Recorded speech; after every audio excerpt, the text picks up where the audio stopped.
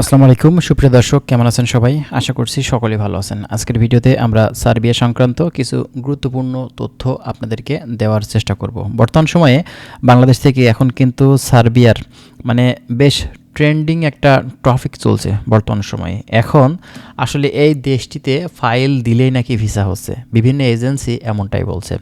বর্তমান সময়ে আসলে এই সার্বিয়া সবথেকে ট্রেন্ডিংয়ের কান্ট্রি। আপনারা কিন্তু কম বেশি জানেন, বাংলাদেশ থেকে যারা সার্বিয়াতে ঢুকতে চান তাদের জন্য কিন্তু এই সার্বিয়া দেশটি কিন্তু একটি গুরুত্বপূর্ণ দেশ, বিশেষ করে ইউরোপে ঢুকতে চাচ্ছেন যারা, ঠিক আছে?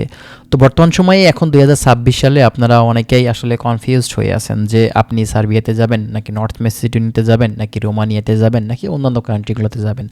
দেখেন, যদি নন চেঞ্জেন দেশগুলো আপনি সিলেক্ট করেন তার ভিতরে কিন্তু সার্বিয়া একটি ভালো কান্ট্রি।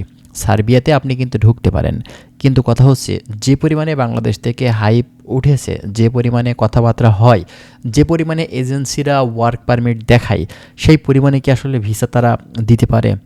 তো ভিসাও অনেকেই দিচ্ছে, কিন্তু ভিসার ম্যান পাওয়ার করাতে পারছে না, ফ্লাইট হচ্ছে না, ঠিক আছে? এই ধরনের সমস্যা কিন্তু অনেকের ক্ষেত্রে আমরা দেখেছি। বর্তমান সময়টা এমন একটা সময় যাচ্ছে যেটা কিন্তু শুধুমাত্র ট্রেন্ডিংয়ের উপরেই কিন্তু চলছে। যে দেশটাতে কিছু পরিমাণে ভিসা হচ্ছে সেই দেশটি কিন্তু ট্রেন্ডিংয়ে চলে যাচ্ছে বাংলাদেশ থেকে। তো বর্তমান সময়ে এখন ঠিক সার্বিয়াটাও এমন, হ্যাঁ। তবে এখানে কথা হচ্ছে, এ কথাটা সত্য যে আপনার ভিসা যে হচ্ছে না ব্যাপারটা কিন্তু তা না, ভিসা কিন্তু হচ্ছে কম বেশি, ঠিক আছে?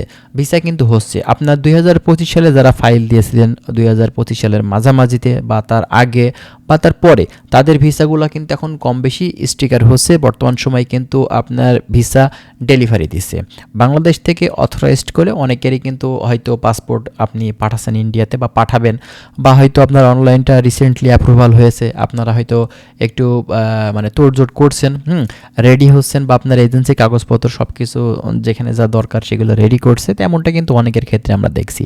তো 2026 সালে এখন নতুন করে আপনি যদি এই সার্বিয়ার জন্য ফাইল দেওয়ার চিন্তাভাবনা করে থাকেন, আমি বলবো যে ভাই দেখেন, আপনারা কখনোই হাইপে পড়বেন না। বর্তমান সময়ে বাংলাদেশ থেকে কিন্তু আসলে সার্বিয়ার প্রচুর পরিমাণে হাইপ, ঠিক আছে?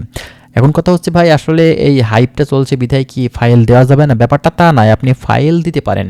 অবশ্যই একটা অথেন্টিক একটা ভালো মাধ্যমকে আপনার ফাইলটা দিবেন, যে মাধ্যমটা আপনার ভিসাটা করতে সক্ষম হবে, যে এজেন্সি আপনার ভিসাটা করে দিতে পারবে। একটা জিনিস আসলে সবসময় মাথায় রাখবেন, কোনো এজেন্সি কিন্তু আসলে ভিসা দেয় না, এজেন্সি কিন্তু ভিসা দেওয়ার মালিক না। এজেন্সি কোনো কিছুই কিন্তু আসলে করতে পারে না, শুধুমাত্র আপনার কাগজপত্রগুলা প্রসেসিং ছাড়া, ঠিক আছে? আপনার ভিসাটা দিবে হচ্ছে এম্বাসি, ভিসার মালিক কিন্তু এম্বাসি। কিন্তু এখানে আপনার এজেন্সির একটা গুরুত্বপূর্ণ কিন্তু ভূমিকা আছে। তারা যদি আপনার কাজটা গুরুত্ব সহকারে করে, যত্ন সহকারে করে, সেক্ষেত্রে দেখা যায় যে ভালো কোম্পানি থেকে একটা পারমিট যদি পেয়ে থাকে তারা, তাহলে কিন্তু আপনার ভিসাটা হওয়ার কিন্তু চান্স থেকে থাকে। এক্ষেত্রে আপনার এম্বাসি থেকে ভিসাটা কিন্তু উঠতে পারে। কিন্তু আপনার এজেন্সি যদি ফ্রড হয়ে থাকে, এজেন্সির যদি চিন্তাভাবনা থেকে থাকে পারমিট বিজনেস করবে, এজেন্সির যদি চিন্তাভাবনা থাকে ফেক বিজনেস করবে, ফেক ভিসার বিজনেস করবে আপনার সাথে, এক্ষেত্রে কিন্তু ভাই আপনার কিছুই করার থাকবে না। সেক্ষেত্রে আপনাকে কিন্তু প্রতারিত হতে হবে। এমনটা 2024 সাল, 23 সাল, 25 সাল কিন্তু আমরা অনেকের ক্ষেত্রে দেখেছি, অনেকেই প্রতারিত হয়েছে এভাবে ফাইল দিয়ে, ঠিক আছে?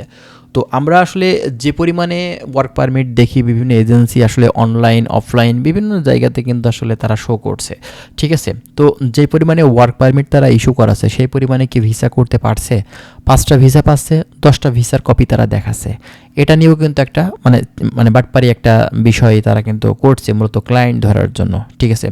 তো আপনারা যারা এখন সার্বিয়াতে ঢুকতে চাচ্ছেন, শুধুমাত্র সার্বিয়া না, নর্থ মেসিডোনিয়া বা অন্যান্য কান্ট্রিতে ঢুকবেন, আপনাদের কাছে রিকোয়েস্ট, ভালো অথেন্টিক মাধ্যম দিকে তারপরে আপনারা ফাইল দিবেন, অন্যথায় আপনারা কিন্তু সমস্যাতে পড়তে পারেন।